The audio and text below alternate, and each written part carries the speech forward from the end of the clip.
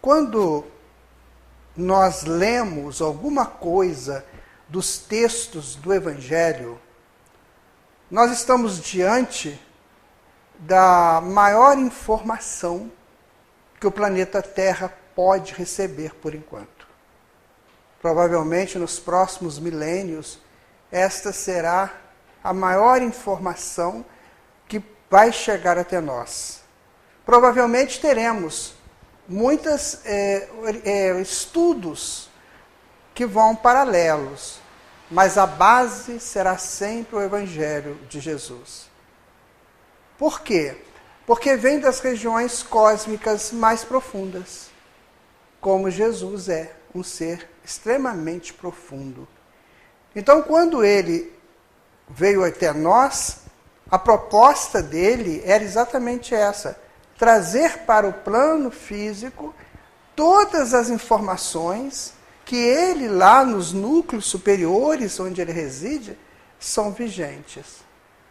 Então foi uma tentativa extraordinária e uma confiança muito grande de Jesus em nos trazer o Evangelho. Tanto assim que no seu sermão de despedida, que é o sermão do cenáculo, ele vai dizer uma frase que é muito significativa para todos nós. Ele diz assim para os apóstolos: é necessário que eu vá para que vocês cresçam. Ou seja, eu trouxe para vocês todas as informações. Agora eu preciso ir para vocês crescerem. Crescerem a partir das informações que eu lhes deixo, que eu lhes trouxe e lhes deixo.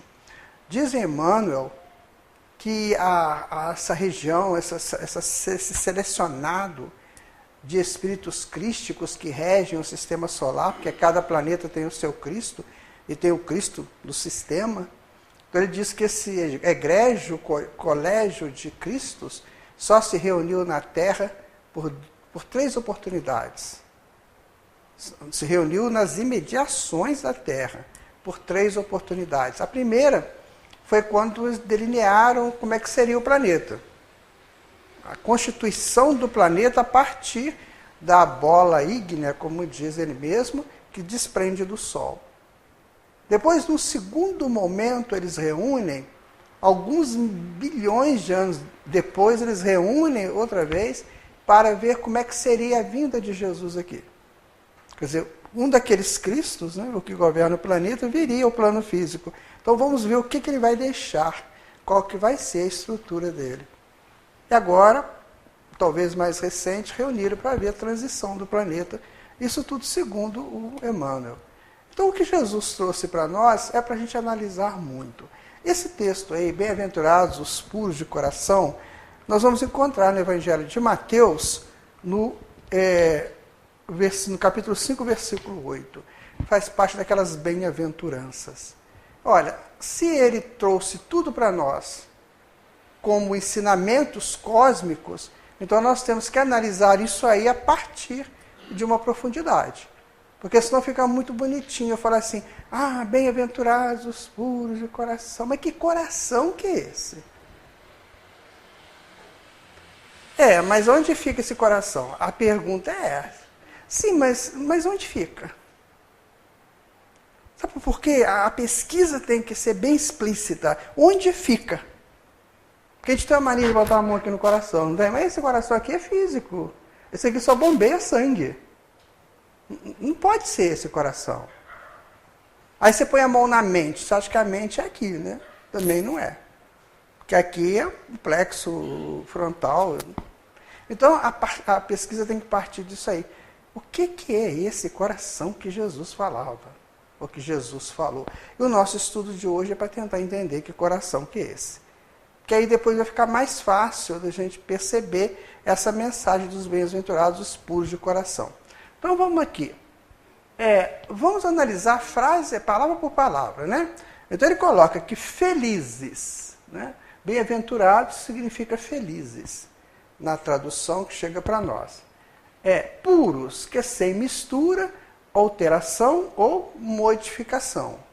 Depois ele coloca coração. Então no corpo físico bombeia o sangue. No conceito holográfico é a sede da vida.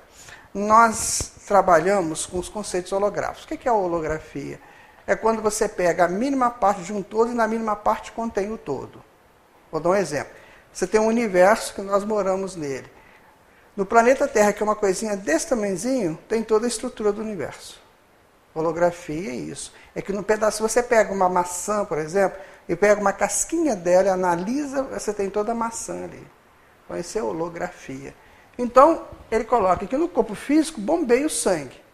Né? Agora, no conceito holográfico, ou seja, no conceito estrutural, espiritual, aí já é a sede da vida. E a gente vai explicar por quê, tá? Daqui a pouquinho. Ver significa enxergar, olhar, observar, mirar, avistar, contemplar, distinguir, divisar, entrever, descortinar. Você pode ver de várias maneiras. Eu não sei se vocês sabem o que significa a palavra teatro. Vocês já foram ao teatro? Já, né? Todo mundo. O que é teatro? É um lugar que se assenta e tem um palco, né? Não. Aquilo ali é o local, o auditório. Mas o que é teatro? Teatro é uma palavra grega que significa ver, contemplar, olhar. Então, quando eles lá na Grécia iam ver uma apresentação, eles falavam assim, vamos ver, contemplar e olhar? Aí você vai analisar palavra por palavra, você vê que elas são diferentes. Então, isso significa teatro. E olhar tem esse contexto todo aí. Né? Deus é a inteligência suprema, a causa primária de todas as coisas e a fonte essencial do amor. Isso na classificação do Livro dos Espíritos e da carta de João, capítulo 4. Primeira carta de João, capítulo 4, quando ele diz que Deus é amor. Então a gente junta os dois, então seria isso aqui. Então nós podemos dizer o seguinte, o que Jesus teria dito mais ou menos assim. Felizes, pois, os que têm puro coração, sem misturas, porque poderão observar e distinguir a inteligência suprema, causa primária de todas as coisas e fonte essencial do amor. Na verdade, o que os evangelistas conseguiram escrever e deixar para nós foram sínteses das palavras de Jesus. Quem diz isso é João. João fala assim, se nós pudéssemos escrever tudo o que Jesus fez e falou, nenhuma biblioteca do mundo caberia de tanto livro. Então, em outras palavras, ele diz, nós fizemos uma síntese possível de entendimento. Então, quando nós pensamos assim, Jesus ficou 3 anos conversando com aquelas pessoas. Em 3 anos você fala muita coisa, que não cabe num livro de Lucas, de Marcos, que é pequenininho, né? O Evangelho de Marcos é mínimo. O maior deles é o de Mateus, mas o de Marcos é mínimo. O de João vai até o capítulo 24, se não me engano, só. Então, como é que poderia compilar isso tudo? Então, é provável. Pai Nosso, por exemplo, o original é um texto enorme, né? Então, seria mais ou menos isso aqui, o que ele teria dito e muito mais, né? Então, agora vamos continuar assim. Aí nós vivemos hoje, aqui no plano físico, ou como espíritos comuns, ou espíritos que buscam a pureza de coração. É aqui que nós nos distinguimos. O que eu quero ser de verdade? Um espírito comum? Ordinário? O que é o espírito ordinário? É aquele que faz a ordem do dia, ele cumpre a ordem do dia. A ordem do dia, o sol amanhece, o sol clareou, o que você tem que fazer? Levantar, né? Tomar banho, lanchar e fazer suas atividades. Isso é o espírito que promove, que realiza a ordem do dia. Então, basicamente, ele vai alimentar, ele vai trabalhar um trabalho que quase sempre não vai influenciá-lo a grandes descobertas. Ele vai ter relações sexuais, né, porque faz parte da reprodução dele, né, e ele vai depois dormir. Então, isso é o espírito ordinário. Esse conceito ele é da sociologia. Tá? A sociologia diz isso, que o espírito comum faz isso. E se fizer isso, é muito pouco. Porque no Evangelho de Lucas, Jesus pergunta assim, e vós, o que fazeis de especial? Essa pergunta é séria. O que eu faço além disso? De comer, trabalhar, dormir e reproduzir. O que eu faço? Isso os animais fazem, gente. Os irracionais fazem exatamente isso, porque eles também trabalham. Já viu o tatu furando buraco? Está trabalhando. Né? João de Barro fazendo a casinha dele, está trabalhando. Os animais trabalham. Então, por que a gente fica sempre copiando aquelas coisas que nós fizemos lá na irracionalidade? Então, Jesus nos propõe alguma coisa de especial. É isso aqui. Quando eu vou buscar a pureza de coração, eu estou buscando alguma coisa de especial. Bom, foi dito a Allan Kardec, no Livro dos Espíritos, que todos fomos criados por Deus simples e ignorantes. Questão 115, que todo mundo conhece. Né? Assim sendo, compete a cada um observar essa informação da espiritualidade e partir em busca da pureza do seu coração. Olha, por que nós colocamos esse slide? Pelo seguinte, se eu tenho que fazer alguma coisa de especial, eu tenho então que fazer essa purificação do meu coração. Porque se eu não fizer essa purificação do meu coração, eu não vou conseguir ver Deus como Jesus falou. E eu não vendo Deus, eu fico à deriva. Então eu vou viver 300 reencarnações, todas elas à deriva. Porque eu não tenho o modelo, eu não tenho o norte para eu seguir. Ora, se nós viemos de Deus, somos essências de Deus, então nós temos que buscar a guia, essa guia chamada Deus, que nós damos o nome de Deus, para que a gente possa criar um norte para as nossas vidas. O que será o mundo daqui para frente? Dito mundo de regeneração. Serão de espíritos puros? Não. Mas serão de espíritos que pelo menos querem isso. Querem esse norte para Deus. Então eu estou aqui para isso. Eu não vim aqui só para fazer essas 4 coisas básicas. Agora eu quero alguma coisa superior. E essa coisa superior é o meu contato com Deus. Aí você pergunta, mas que Deus? Onde esse Deus está? Nós vamos recorrer de novo a Lucas, quando ele diz assim, Deus está dentro de vós e fora de vós. Ou seja, está dentro de nós como imagem e semelhança. Né? E fora de nós como gestor de toda a criação. Então o Deus que está fora de nós é o Deus completamente expandido, absolutamente expandido. E o que está dentro de nós é o latente, que está amadurecendo gradativamente. Então chega um momento no ciclo evolutivo de cada um de nós que nós temos que buscar esse compartilhamento com Deus daquilo que nós fazemos. Então vamos continuar aqui. Olha só. Vamos fazer agora uma pesquisa. Olha só que interessante. Por que os hebreus, mesmo numa ilha politeísta, conseguiam manter-se fiéis a um Deus único? Qual era a estrutura de que se utilizavam? É bem sério, é bem complexo isso. Nós sabemos que os hebreus é um braço dos exilados de Capela. Vocês sabem disso, né? Foram 4 braços que aconteceram. Esses moços e moças vieram lá da constelação do Cocheiro, quando a Terra estava começando a receber já espíritos humanos. E aí esses exilados, em torno de 200 mil, vieram aqui para o planeta Terra. Jesus os recebeu e disse, olha, eu preciso de alguém que me ajude a fazer o meu primata evoluir. E vocês precisam de se resolverem perante as leis de Deus, que vocês vêm na condição de exilados. Então vamos fazer um trato, eu ajudo vocês, vocês me ajudam. Então foi segundo está no livro A Caminho da Luz de Emmanuel. Né? Então fizeram 4 braços importantes. Um braço era dos egípcios. Os egípcios desenvolveram uma ciência aqui no plano físico que nós ainda não chegamos nela. Não é só pirâmide não, tá, gente? É muita coisa que tem lá que a gente não sabe. Eles tinham lá um negócio chamado geometria sagrada, que eu estou estudando essa coisa há muito tempo, eu não consigo pegar tudo.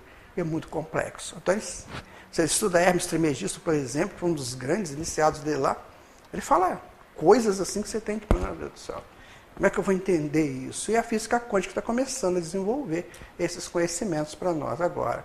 O outro braço foram dos hindus. Então, os egípcios foram responsáveis pela fundamentação da ciência. Os hindus responsáveis pela fundamentação da espiritualidade. Então, eles criaram um regime de espiritualidade naquele lado lá da Ásia, e depois a China foi atrás, o Japão e aqueles países ali próximos. Então, eles foram fazendo esse processo de busca de meditações, de espiritualizações, de busca desse Deus também, só que um Deus ainda muito politeísta ali, o regime deles é politeísta até hoje. Um terceiro braço foram os arianos. Os arianos, eles se deslocam da Índia e vão em busca de conquistas, vão para a Europa, que hoje é a Europa, e se torna o povo conquistador, o povo de busca de novos territórios. Então eles expandiram o mundo pelas buscas dele. E o último braço seria o dos hebreus, que teve a responsabilidade de estabelecer aqui a ideia de um Deus único. Percebem? Então cada braço foi responsável por uma área. Uma da ciência, o outro da espiritualidade, o outro da conquista territorial, e lá nos arianos eles formaram dois grandes impérios, né? O Império de Alexandre e o Império Romano, e formataram a estrutura que hoje é conhecida como Europa e Ocidente. Por quê? Porque criou-se essa parte do planeta, que é a parte ocidental. Mas acontece que os hebreus era assim, se você pensar na Palestina, na terra onde eles moravam, eles tinham uma extensão de 180 quilômetros de norte a sul e de 80 de oeste a leste. Estou fazendo da minha posição aqui, tá, gente? Por isso pode estar contrário para vocês. Então, eles tinham esse tamanhozinho de terra que é muito pouco. É como se fosse daqui ao Rio de Janeiro só, com uma extensão de 80 quilômetros de largura. Como é que eles conseguiram isso? Se você pegar o mapa da Palestina, você vai pegar lá no leste da Palestina, você vai pegar a Mesopotâmia, que é toda politeísta. Você abaixa um pouquinho, você entra na Arábia, naquela região ali, pegando um pouquinho a Índia, toda politeísta. Você vai no Egito, politeísta. Você contorna, você pega o Mediterrâneo, que todo o litoral mediterrâneo era politeísta. Você pega a Anatólia, politeísta. Você sobe Fenícia, politeísta. Você vai na Síria, politeísta. E eles, naquela ilha ali dentro. Como é que eles conseguiram isso? Vocês já pararam para pensar? Como é que eles conseguiram se manter fiéis à ideia de um Deus único? Tem que ter uma razão para isso. E foi a pesquisa que nós procuramos fazer para entender. Segundo os estudos relacionados à antropologia do Antigo Testamento, aquele braço dos exilados de Capela trazia em seu núcleo o compromisso de fazer com que a Terra fizesse um contato e um acordo com a ideia do Deus único. Essa história começou por volta dos anos 1800 a.C., com Abraão e sua descendência. Aí a gente vai ler lá na Bíblia, né, que Deus falou com Abraão, deixa essa terra, pega sua família que eu te indicarei, uma terra de lá você fará uma grande nação. E é hoje uma grande nação, né? São 3 grandes religiões que seguem, que são da descendência de Abraão. Os sábios daquele povo criou uma interessante estrutura dominada à existência do ser humano. O que eles fizeram? Muito bem. Seremos monoteístas. Agora, como é que eu convenço você a ser monoteísta? Será que é só no papo? Não, eu tenho que te mostrar alguma coisa lógica. Principalmente porque eles eram espíritos muito inteligentes. Se você estudar hoje a história dos hebreus, se você estudar a estrutura da Kabbalah, por exemplo, da Cabala, cada um fala de um jeito, né? Se você estudar a árvore da vida, você fica assim, meu Deus, onde que eles tiraram isso? É muito complexo, é muito perfeito, é muito lógico. É um desenho simplesinho, eles te dão toda a estrutura da vida. Onde que eles tiraram isso? Então, o que os rabinos fizeram? Aqueles altos sacerdotes dos estudos hebreus, que provavelmente de descendências lá dos grandes mestres de Capela, então eles criaram uma estrutura, que eles deram o nome disso aí, a existência do ser humano. Dividiram em 4 pilares. Muito interessantes, 4 pilares, certo? Então, em cima desses 4 pilares, eles estabeleceram uma plataforma e em cima eles colocaram Deus. Deus sem representação material, tá? Por quê? O que o pessoal fazia? Não fazia um altar com 4 peças de suporte, não punha em cima uma pedra grande, e aí não punha lá um bezerro, punha uma coisa qualquer lá que chamavam de Deus. Então, eles também fizeram isso, eles colocaram uma estrutura de 4 pilares e na plataforma, quando formada, é Deus. Então, este Deus imaterial, ele gesta todos os pilares, os 4 pilares que estão aqui embaixo. Vamos ver os 4 pilares, quer ver? No primeiro pilar, eles colocaram assim, o ser humano é uma pessoa necessitada. Então, se ele é uma pessoa necessitada, é necessitado de quê? Basicamente. Então, eles colocam lá. Eles trabalhavam uma estrutura do homem, como a fala, pensamentos, a vida, a pessoa em si, as suas legações e existência deles mesmos. Então, eles diziam o seguinte, era muito simples, olha, você é uma pessoa que existe, você tem fala, você tem ligações, você é uma pessoa, você é um ser que existe. E quem te mantém isso? Não é Deus? Ou quem pode te manter? Então eles fazem uma pergunta, quem vai te manter se não for esse ser que nós estamos te oferecendo? Observe que esse ser não está te pedindo nada, ele está te doando. Ele não está aqui, ele não coloca um altar e fala assim, me ofereça em sacrifício, isso assim, assim. Não, ele está te oferecendo, eu te dou a vida, eu te dou pensamentos, eu te dou condições de pensar, eu te dou condições de você ser uma pessoa e de ser ligado a existências, inclusive a sua. Muito bem. No segundo tópico, eles trabalhavam o ser humano efêmero, ou seja, no segundo pezinho do altar, eles trabalharam o ser humano efêmero. Ou seja, além disso tudo, você é passageiro, é transitório. Isso é de uma beleza impressionante. Isso prova que eles estudavam a reencarnação. Não é? Isso é prova da reencarnação, está aí, estudada por eles. Né? Então é que eles colocavam, olha, você é um homem transitório como carne, ou seja, como corpo, né? Como parentesco e como fraquezas. Ou seja, você transita em vários corpos, em várias famílias. Não tem a família espiritual, a família corporal, que a gente estuda no Evangelho, no Espiritismo. Então, por exemplo, hoje você está numa família que você pode estar numa outra família, num outro momento. Talvez essa família que você está hoje não seja a sua real família espiritual. Então, você transita nisso. E as suas fraquezas, mais do que nunca, são transitórias. Porque você não foi nascido, criado para ser fraco. Você foi criado para ser forte. Então, você é um homem efêmero. Maravilhoso, né? Eu acho esse estudo fantástico. Né? Terceiro pezinho da madeira, do altar lá. Você é um ser humano, além de tudo, é um ser humano autorizado. Por quê? Porque você tem a vida fluindo em você. Como um vento, né? A vida flui em você e por você como um vento. Você tem respiração, você tem fluido vital, que chamavam de força vital. Você é espírito, você é temperado dentro da estrutura espiritual e você tem força de vontade. Então você está autorizado, você pode fazer tudo o que você quiser. Porque Deus te autoriza para isso. Certo? E por último, eles colocaram o ser humano sensato. Então, se você é um ser humano necessitado, efêmero e autorizado, agora você tem que ser sensato para viver tudo isso. Essa sensatez você vai adquirir com o quê? Com a sua posição de filho de Deus, filha de Deus.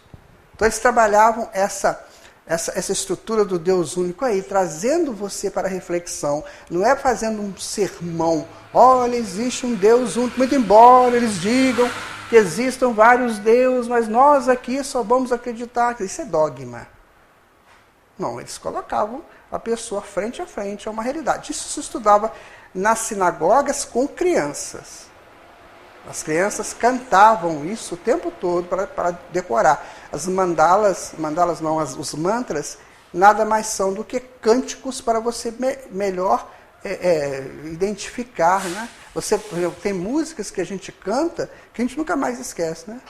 Todos nós temos uma música da infância, né, que a gente nunca esquece. Por quê? Porque a gente cantou, ouviu cantar. E o cântico, ele tem essa parte lúdica, onde ele consegue entrelaçar o lado direito e o lado esquerdo do cérebro.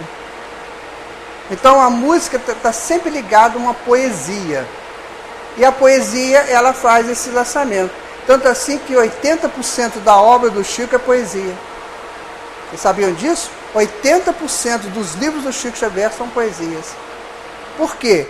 Porque é a coisa de entrelaçar o lado direito e o lado esquerdo do cérebro. Hoje, os neurocientistas já estão trabalhando isso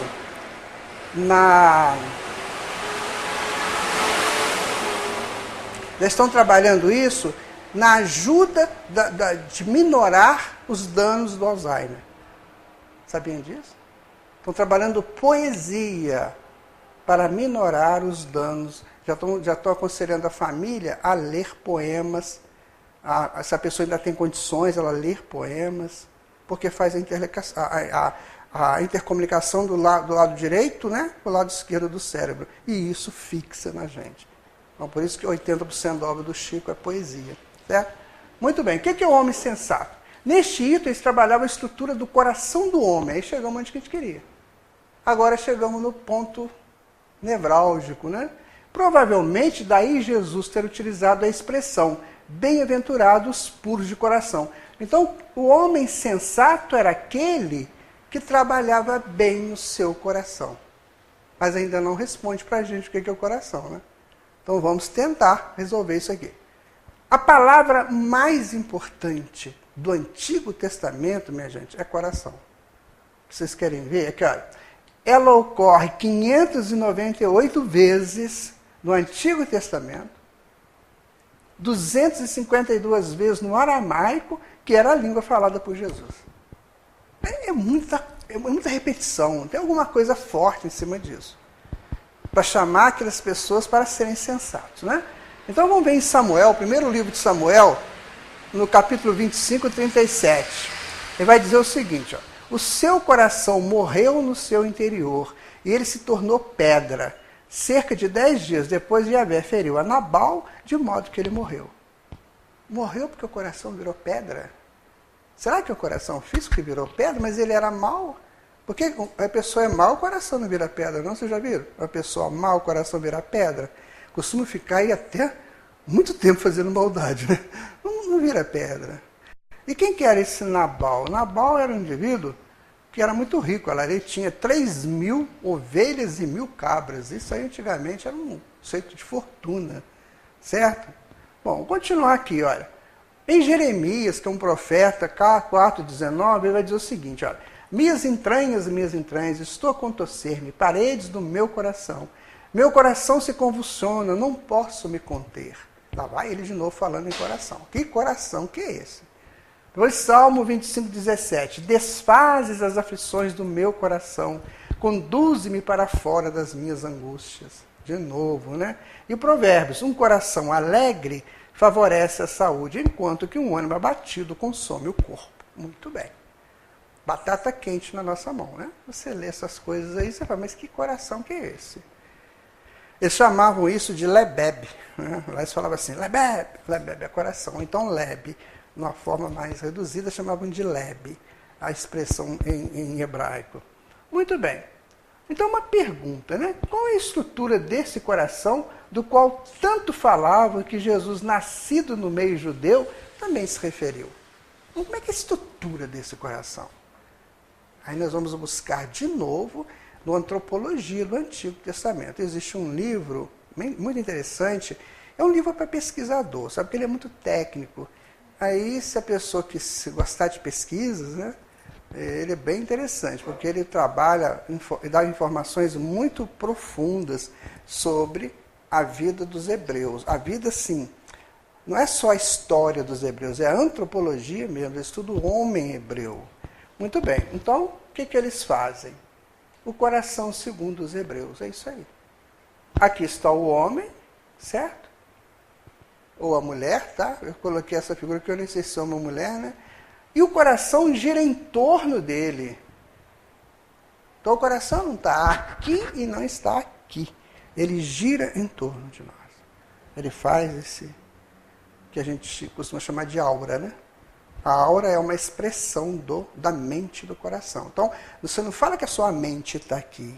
Eu vou fazer uma pergunta para vocês. Vocês já observaram que quando você quer pensar uma coisa, você faz assim? Já viram? Vocês fazem isso? Põe a mão assim para pensar? Por quê? Porque a mente está aqui? Não. Aqui tem o córtex pré-frontal, certo? Que é o córtex do discernimento, do entendimento das coisas, do trazimento da informação, a decodificação da informação. Está aqui.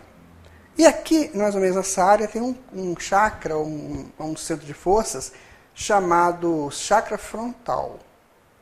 Então, é esse chakra que captura as informações que a gente tem. Então, a gente está andando, está capturando tudo que está à nossa volta pelo chakra frontal, né?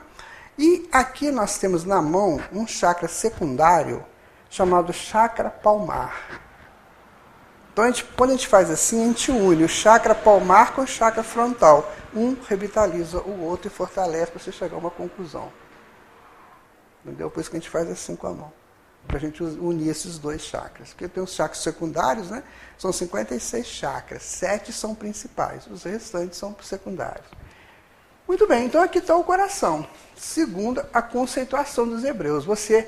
Ele circunda você. Onde você está, ele está contigo. Agora, o que tem dentro do coração? Aí você falou uma coisa certa. O que tem dentro do coração? Tem 5 coisas importantíssimas que nós temos que saber lidar com elas. Por que nós ainda somos espíritos sofredores, complicados, cheios de 9 horas, né? A gente é cheio de milímetros, esse negócio. Por quê? Porque a gente não sabe lidar com as coisas que estão ali dentro. Vamos pegar a primeira coisa, que é uma das mais complicadas, né? Seriam os sentimentos. Você sabe quantos sentimentos o homem comum tem hoje? Desenvolvidos? Vocês têm uma ideia? Não? 386. E pior de tudo, você não sabe o que é. Que ele funciona com um eixo. O sentimento funciona num eixo, tá? Ok? Essa parte preta eu vou colocar como o lado negativo do sentimento. E o lado de cá eu vou colocar como lado positivo, ok? Então eu vou falar assim, quer ver? Amor, positivo. Qual que é o negativo do amor? Ódio. Eles funcionam assim, um grupo. Medo, coragem, né? Tristeza, alegria. Então eles vivem assim. Não sei se vocês já ouviram falar na dança de Shiva. Já ouviram falar essa frase? Então, Shiva era o dançarino do universo, né? Gente, é lindo demais estudar. Eu digo a vocês, estudem, vocês não sabem o que é essa coisa. É maravilhoso demais. Então, Shiva é o dançarino, é um deus dos hindus, que é um dançarino do universo. O que ele faz? Ele dança. O que é o Shiva? O Shiva são os opostos. A dança dos opostos. Que Jung trabalhou isso divinamente e Joana de Ângeles também trabalha divinamente. Então você tem o amor e o oposto o ódio. Então se você ficar assim, vai ser sempre amor e sempre ódio, não é assim? Qual que é a dança? A dança faz um interpenetrar no outro. Então o ódio interpenetra no amor, ou se muda pelo amor, ou inunda o amor. Vai depender de quem? Do dono do sentimento. Então, tudo gira assim. Quem que falou isso, gente? Eu não sei Jung, eu não sei Joana de Ângeles. Teve uma pessoa que falou isso de uma maneira magistral. Não. Ele é muito amigo de Jesus, mas não é Jesus. Mas Jesus também falou de outra maneira. Aquele que fala assim, Senhor, fazei de mim um instrumento da vossa paz. Onde houver ódio, que eu leve o amor. Onde houver tristeza, que eu leve a alegria. Está vendo? Ele trabalha os opostos. Então, Francisco de Assis faz um jogo de opostos que é maravilhoso. A gente tem uma palestra só sobre jogo de opostos, ou dança dos opostos. Um dia eu posso fazer para vocês. É muito interessante a dança dos opostos. Quando ela começa do arquétipo primordial, vai dividindo nos opostos. Nossa, é muito show. Então, quer dizer, nós trabalhamos assim. Então, o que é que eu tenho que fazer? Vamos imaginar o seguinte, que eu olho para você, certo? Junto com sentimentos, nós temos 2 caixinhas lá em cima. Uma afeto, outra desafeto, que é resultante do oposto, do jogo de opostos. Então, eu olho para você. Eu sinto um ódio de você. Porque onde que eu peguei esse ódio? Na minha caixinha de desafeto. Então, por que a vida me colocou perto de você? Para que eu mudasse o sentimento. Quem que falou isso? Agora sim, o Mestre Jesus. Concilia-te depressa com teu adversário enquanto estás a caminho com ele, para evitar que ele te leve ao juiz ao ministro oficial e te prenda, e você vai sair de lá só depois que pagar o último ceitil. Ou seja, Aproveita que você está perto do teu desafeto e faça dele um afeto. É fácil a beça isso, né? Te faz assim, tranquilo, sem pensar. Não é assim? Isso é mole, isso aí já passamos essa fase. Então o sentimento é isso, minha gente. Enquanto a gente não acabar com o teor negativo dos sentimentos, a pureza de coração vai estar um pouquinho longe. Percebe como é que a mensagem aparentemente é simples, já começa a complicar? Hã? Será que eu faço isso? Então eu comecei a me observar. Quando eu chegava perto de uma pessoa que eu sentia desafeto, sentia raiva daquela pessoa, eu falava, por que eu estou sentindo raiva de você? Não estou entendendo isso. Eu tinha um time de futebol que você não podia nem falar o nome desse time para mim. Você falava o nome desse time, nossa, eu já ficava assim, sai de perto de mim. Você não pronuncia essa injúria, essa blasfêmia na minha frente. É Flamengo mesmo, tá, gente? Aí quando foi um dia, eu fui assistir um jogo na televisão, já na quarta-feira dessa aí que passa jogos, né? Não tinha nada que fazer, fui lá ver um jogo, Flamengo e Santos. Quando começou o jogo, eu tenho uma mediunidade que às vezes me dá uma informação muito profunda. Ela falou comigo assim, vai perder de 2-0 o Flamengo. E foi 2-0 o Santos. Aí eu comecei a observar os jogadores do Flamengo, a luta deles para ganhar, mesmo que psicologicamente já tinham perdido. Eu falei, gente, tadinho deles. Olha como é que eles lutam e vão perder. Aí eu comecei a gostar. Mas pela luta deles. Eu me lembro de um jogador lá que era muito famoso, tal de Leonardo Moura, né? Ele pegou a bola e foi fazendo, tadinho, vai perder. Aí Dancadinho Santos lá fez o... Então eu comecei a aprender ali, foi uma chance que eu tive. Pronto, acabou o tal do desafeto, não tem mais desafeto. Então a vida oferece a gente as possibilidades de você vencer seus desafetos. Então você fala assim, olha, eu não gosto de você ainda. Eu falei isso na reunião ontem, eu falei, eu ainda não amo vocês, do jeito que Jesus manda a gente amar. Mas eu tenho muito respeito por vocês. Então já é um ponto, né, de chegada no amor. Certo? Entenderam o sentimento? É mais ou menos isso. Aí agora vocês, quando se sentirem, quando vocês estiverem... Isso é o tempo todo a gente tem, né, esse exercício de sentimentos. Então quando você vê falar, você quer ver uma coisa séria? É quando você ouve a pessoa, você está na televisão assistindo lá um noticiário, aí deu uma notícia assim, foi achado hoje aquele homem que estuprou 25 meninas no parque. O que você fala na hora? Bem feito. Mata. Pena de morte. Isso é um monstro. Não é assim que a gente pensa? Normalmente. Claro que tem outras pessoas que não pensam, mas normalmente é isso. Aí eu pergunto para vocês, onde que tem monstro, gente? Como é que é a estrutura de um monstro? Vocês conhecem? Aqui no plano físico a gente já viu um monstro, assim, tem algum monstro?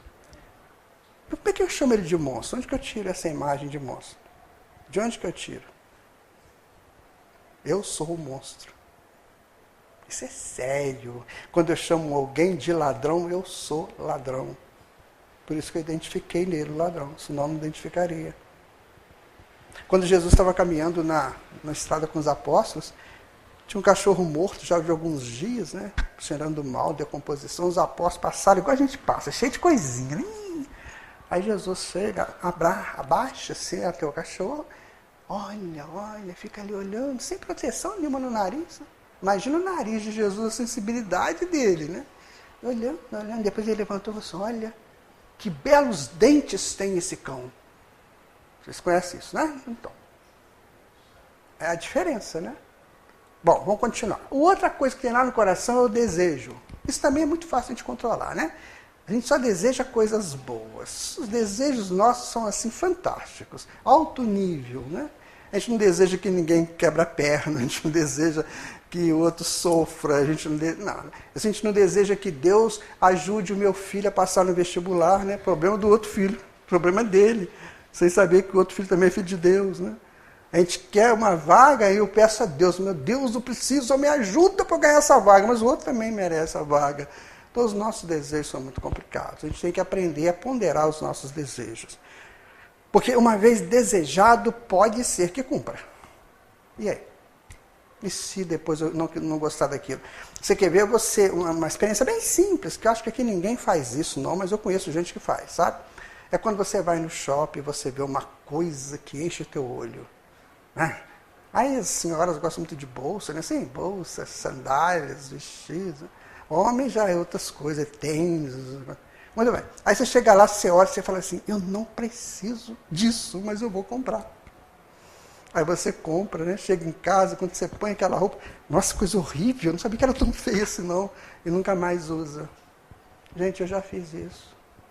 Ficou aquela roupa guardada no guarda-roupa que eu nunca mais usei. Então são desejos retardados, né, que a gente não sabe lidar. Então lidar com desejo é uma coisa muito séria. A Joana de Anjos fala que os desejos vão se transformar em paz. Então quando você estiver em paz, você não tem mais desejo. A paz te traz tudo que você precisa. Né? Outra razão, né, como eu vou trabalhar com aquilo que eu sei. Eu acabei de ter uma informação. Como é que eu trabalho essa informação? Fazendo fofoca com ela? Né? Ontem eu estava caminhando assim, aí tinha uma menina e um rapaz na minha frente, eles devem estar voltando de férias, ou desse feriado que teve aí, eles são estudantes. A menina vira para o cara e fala assim, é que me conta quais são os babados novos. Eu falei, eita, nós. Quais são os babados? Aí o rapaz falou assim, não, tem babado. Aqui não tem o quê, cara? Conta. Eu falei, é a razão, né? Está trabalhando a razão dela. Ela quer saber os babados. E com certeza os babados não são essas coisas boas que ela quer saber. Não, fulano fez uma prova antes da Semana Santa, fez uma nota. Isso ela não quer saber, não. Ela quer saber outros babados. Então a gente tem que tomar cuidado, porque a gente adora querer saber notícias, né, negativas dos outros. A outra vontade, né? Quais são as minhas vontades? Vontade é um negócio danado, porque a vontade, segundo Leon Denis, é a maior potência da alma. Então, se a gente não purificar, aquele negócio que falou, né? Ver, enxergar, purificar, tornar pura, substância, se a gente não fizer isso aqui, a gente não vai ver a outra coisa que está dentro de nós. Então, para a gente chegar a enxergar esse aqui, nós temos que purificar isso aqui. É fácil a beça. Convenhamos, é muito fácil. Basta querer. Questão 909 do Livro dos Espíritos. Kardec pergunta, é muito difícil? Não, só ter boa vontade. Que é muito mais fácil do que vocês pensam. Então tá aí a receita, né? Então vamos, ficou claro para vocês, gente? Tá bom. Vamos continuar aqui, ó. Doe sempre o coração. Olha lá, o reino de Deus está dentro de vós, que está lá no coração, né? Olha lá. Preencha o seu coração da palavra de Deus e proclame as maravilhas do Senhor. A boca fala do que o coração está cheio. Aí é Jesus. Aí. Mais coisa aqui, ó. O homem bom, do bom tesouro do seu coração, traz para fora o bom. Bom sentimento, bons desejos, boa vontade, né? E bom raciocínio, né? Pois é da abundância do coração que a sua boca fala. Aí a pessoa que xinga muito, reclama muito, ele está falando que está dentro do coração dele. Né? Rebeldia. Gente, todo ato de reclamação, preste atenção, vocês nunca mais reclamarem de nada. Toda vez que você reclamar da mínima coisa, você está reclamando de Deus. Toda reclamação é dirigida a Deus. Observe as suas reclamações. E essa roupa que não seca, meu Deus do céu. Porque Deus não mandou calor suficiente para secar a tua roupa. E essa chuva que não passa? Não é? E esse sol que está me queimando? Tudo que você reclama de Deus. E essa coisa que está na minha frente, que me está reclamando do Filho de Deus que está te atrapalhando. Então, toda reclamação você faz a Deus. Que tudo criou e tudo gesta. E tudo mantém. E o xingamento? O xingamento é um lixo seu que você joga para o outro. Ele vai lá, bate e volta para você e aumenta o teu lixo. Então, todo xingamento é um lixo da pessoa. Tem pessoas que adoram falar palavrão, né? Nossa, é terrível. Já conheço muito essa história. Assim como o homem pensa em seu coração, assim ele é. Provérbios. Entendeu agora por que eles falavam de coração?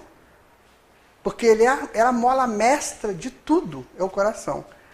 Alguns apontamentos de Emmanuel. Pensamentos positivos em matéria de consciência tranquila, limpeza de intenções, reajuste de maneiras, supressão de hábitos inferiores, são suportes indispensáveis para a edificação da vida melhor. Então ele dá uma receita para a gente. Né? Se errastes, corrige de sem precipitação e desespero. Não admitas o fracasso por perda definitiva, e sim por ensinamento necessário ao triunfo. Todos nós na Terra, encarnados e desencarnados, com vínculos no planeta, estamos no educandário da evolução. De um modo ou de outro, todos somos discípulos na escola de progresso. Se a gente é discípulo, a gente está aprendendo. O bom é ser bom discípulo. Estou aprendendo sempre, estou seguindo sempre essa informação. Né? Para que cada um guarde em seu coração, tá, gente?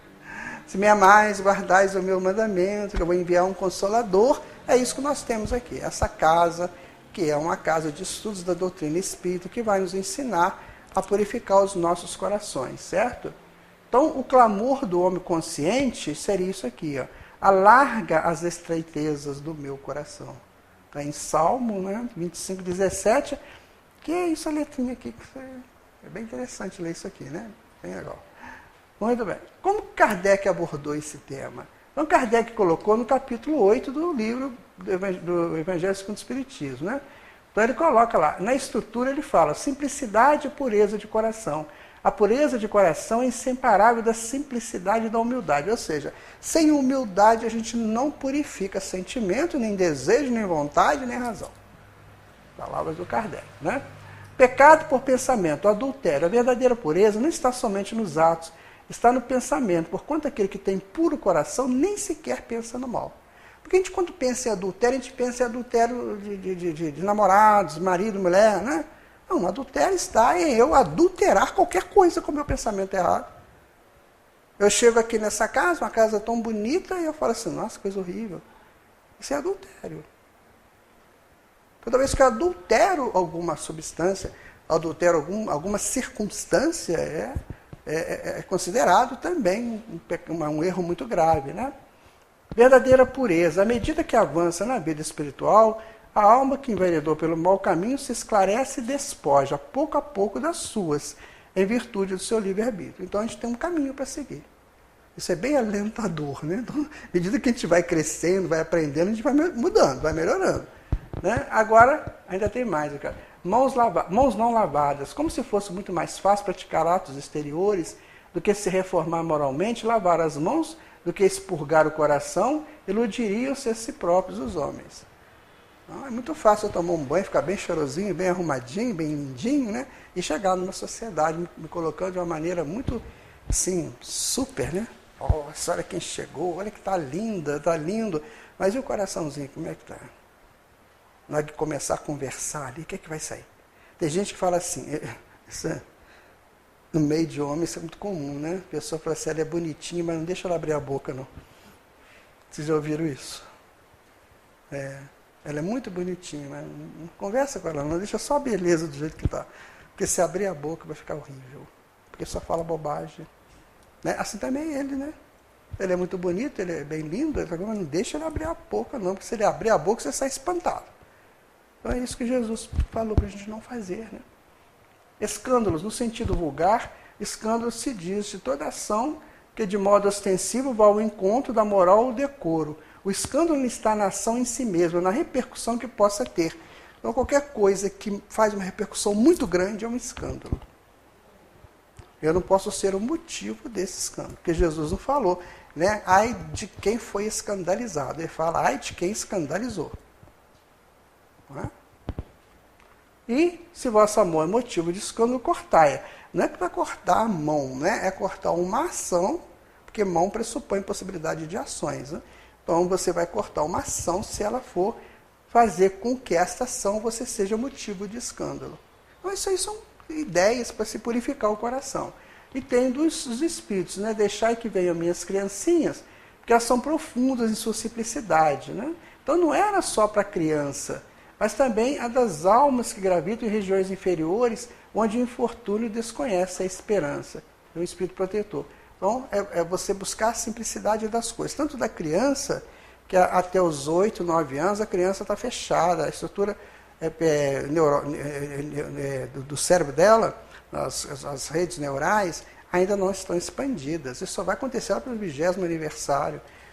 do espírito, quando ele está aqui, que se expande. Até lá, não. Você vê que o adolescente ele é meio assim, vai, hoje eu quero, amanhã eu não quero, hoje eu amo, amanhã eu não amo, assim, porque não está finalizada, não estão finalizadas as estruturas neurais. Então a criança, como ela não tem isso ainda, o que acontece? Ela passa uma coisa de pureza para a gente. Agora, depois que quer ficar maiorzinho, não põe o dedinho na boca, não pode morder, não é isso? Bem-aventurados que têm fechados os olhos, lembrai-vos que o Cristo disse, convir que arrancasse o vosso olho se ele fosse mau. Ou seja, você não olhar para as coisas que podem ser negativas. Bem-aventurados os puros de coração. Então seria assim, olha, felizes, pois, os que têm puro coração, sem misturas, porque poderão observar e distinguir a inteligência suprema, causa primária de todas as coisas e fonte essencial do amor. Esta é, pois, a cartilha do homem sensato. Né? Então agora a gente aumenta um pouquinho o enunciado do primeiro slide. Que aí já sabemos que o homem sensato é o homem que cuida do coração. Então o homem sensato faria isso aí. Certo? Por que os espíritos, por que os puros de coração, os homens sensatos buscam o caminho para se auto-amadurecerem? Daí que se torna necessário um estudo sobre sensatez. Sensatez é a arte de saber o que deve ser revelado. William James foi um político, um escritor e um estudioso lá dos Estados Unidos. Né? Então, os sensatos são aqueles que, vê se a gente consegue isso aqui, olha, cultivam apenas bons sentimentos, ou seja, só sentimentos positivos, certo? Sabem controlar e direcionar seus desejos. Aprimoram a razão amando e instruindo-se. Né? E utilizam da potência da vontade para elevarem-se espiritualmente. Esse é o homem sensato. É uma cartilha para o homem sensato. Certo? Não é difícil não, sabe? A gente não vai querer fazer isso de uma hora para outra. Eu tive uma informação de um etólogo que ele estudou muito as formigas, sabe? E ele falou o seguinte, ele escreveu o seguinte, que quando uma formiga chega no formigueiro, levando aquela folha, né, que ela leva nas costas, que é mais pesado do que ela, você sabe disso, né, que a folha é mais pesada do que ela, e ela se arrasta até chegar no formigueiro. Quando ela chega no formigueiro, que ela deposita a folha lá no local que tem que ser depositado, que ela entra num êxtase, que ela quase não volta ao normal. O êxtase da felicidade do dever cumprido.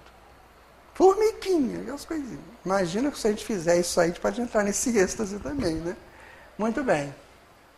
Eis que a pureza me busca, me chama, me quer, me clama. Eis que paro e deparo com o que sou, com o que serei após as idas e vindas sem rumo na contramão da minha história. Quero sentir as blandícias dos cimos, onde tocam os sinos a glória do meu Senhor. E me deixo seguir pelo trinado do amor, este amor ainda desconhecido, não vivido, o amor dos que têm puros os seus corações, esse amor reunidos em busca da essência de Deus. Então, esse aí é o brado de um poeta que a fim de saber viver com quem tem puro coração, ou seja, quem está buscando a purificação do seu coração. Então, a alquimia, ela trabalha exatamente isso. Né? Os alquimistas trabalhavam isso. Eles falavam que ia transformar o chumbo em ouro, né? Assim, tem uma história, né? Na pedra filosofal. O que eles estavam querendo dizer? Eu vou transformar teu coração, que é um chumbo, em ouro, que é o mais nobre dos metais. Então você vai sair do chumbo, que é do bruto, ao mais nobre. Então é a purificação do coração.